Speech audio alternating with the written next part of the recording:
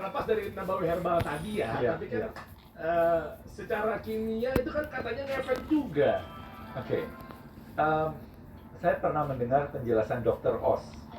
Dr. Oke. Oz yang Yang di di Amerika, TV? yang bukan, yang di Amerika berbicara dengan Oprah Winfrey. Oh, Ya, oke. oke.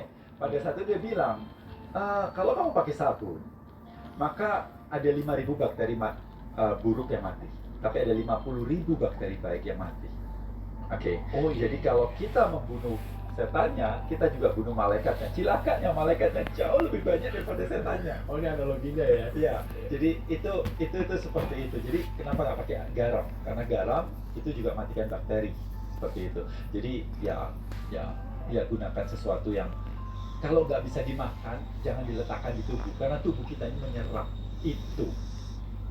Prinsipnya itu. Tapi boleh aja.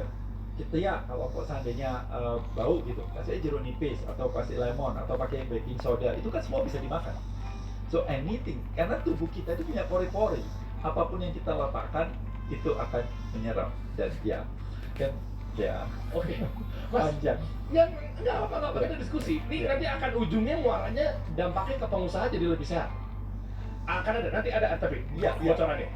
Ujungnya bahwa kalau kita aware terhadap ini, pengusaha akan berpikir bagaimana menciptakan produk-produk yang alami, yang tidak merusak lingkungan dan tidak merusak tubuh kita. Nah, ini tips and trick nih, bener nih. Iya, Jadi saya sama coach Rene, ada coach saya, dia ya kami punya campaign lah, purpose with profit with purpose. Jadi ngejar purpose, ngejar profitnya percuma kalau lo nggak punya tujuan yang jelas buat bumi, buat dampak lingkungan gitu, dan seterusnya gitu kan. Nah, ini nyambung nih. Jadi pengusaha selama ini taunya template. Oh, temen gue buka ini, Iya. cuan ya, dia nggak peduli tuh tujuan itu, caranya merusak lingkungan apa enggak, apa segala macam, Betul. gas. Itu jadi masalah itu kan. Betul. Nah, tapi ketika kita ngejar profit tapi dibarengin sama tujuan yang jelas, nah itulah. Nah, makanya pengusaha juga sekarang udah mulai tahu ketika lu memiliki dampak negatif hasil usahanya, kan ada orang yang lainnya di luar sana yang kena dampaknya. Betul. Dan di luar sana juga ada juga pengusaha yang berjalan bisnisnya, produk-produknya secara positif misalnya. Tapi kalaupun enggak, kita bisa lakukan sesuatu. Jadi contohnya saya punya buku dan setiap buku yang tercetak itu saya berkomitmen menanam sebuah pohon karena buku berasal dari kertas. Ya. Kertas berasal dari pohon. Jadi one book one tree.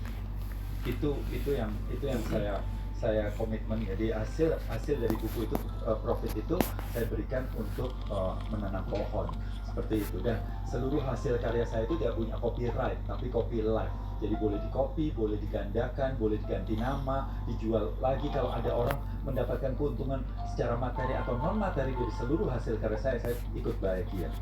Karena inspirasi juga gratis kan saya dapat. Dan Tuhan juga nggak pernah ngasih hak cipta pada barang-barangnya.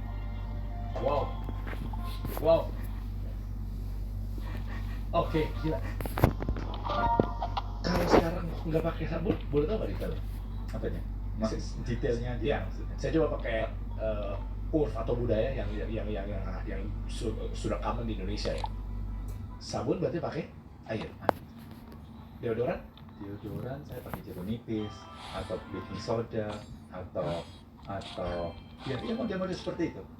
Jeruk nipis. Jeruk nipis, lemon, tapi beberapa orang agak iritasi di situ bisa. Jeruk nipis, lemon, baking soda itu bisa dipakai. Paling enggak kalau mau aman, paling pakai tawas. Bisa alami kan?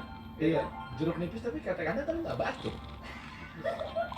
Nggak, bukan, maksudnya kan jeruk nipis kan identiknya kan Iya, buat batuk. Matiin bakteri basically. Oh, yang bakteri ada di tenggorokan ya? Dimatikan bakteri. Keramas? Karena air tok. Mandi wajibnya? Mandi wajib. Iya kan? Iya, air tok. Air. Emang ngilangin apa minyak kulit kepala gitu? Nah, itu menarik sekali bahwa selama ini kita berpikir bahwa itu akan terjadi minyak dan sebagainya. Iya. Betul, memang 1 bulan 2 bulan pertama iya. Tapi gerakan no poo ini udah lebih banyak sekali. Bayangkan